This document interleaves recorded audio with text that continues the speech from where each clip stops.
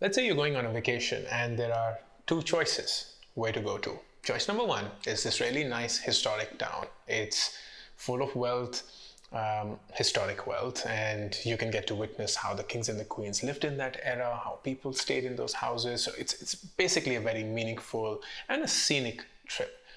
The other one is a party trip. You can get to go to your party destination, Goa, Amsterdam, wherever else you fancy. You can sit on the beach, drink and smoke, do whatever else that you want to do. But here's the caveat with the party destination. Before you go, you'll be given a pill, and once the vacation is over, that pill will ensure that you don't remember anything from that vacation. Nothing. It's almost as if it didn't happen. Which of the two vacations would you choose?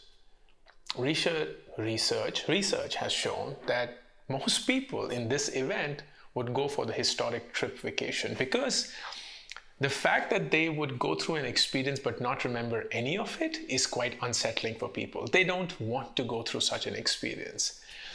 Another example, let's say you're listening to 5 minutes of beautiful music, maybe your favorite song, and for the first 4 minutes and 50 seconds, which is basically the entire song, you hear it, you really love it, you're in the flow, you're enjoying it, and so on and so forth. But in the last 10 seconds of that song, there's this screeching noise that comes in, like, ee! And then people are asked, did you have a good experience listening to the song?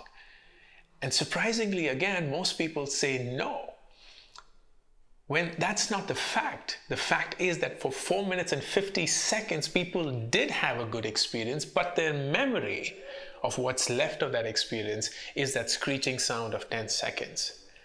So I've been reading a lot, and there are, of course, a lot of talks as well online about two identities that make up our persona: the narrating self and the experiencing self.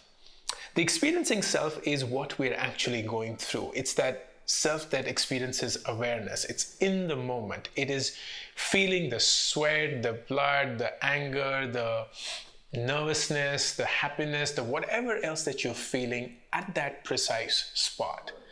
But the narrating self is what you remember of what you experienced. It's the story that you tell yourself. It's what's left behind in your brain, in your moment, of what is it that that incident was all about.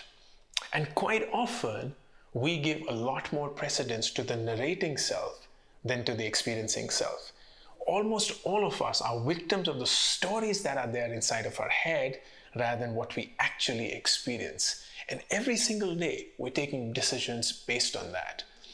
So the next time you're actually thinking of what is it that you should be doing and you have something to reflect upon, try and see how different is what you truly experienced from what you remember of that experience. And you will realize that there's a big difference. It will take a lot of effort to do that. That's what meditation teaches you. It teaches you to give more importance to the experiencing self than the narrating self, because at the end of it, the narrating self could be very conveniently remembering what is it that it wants to remember and ignores all of the facts that could have helped you take that decision moving forward.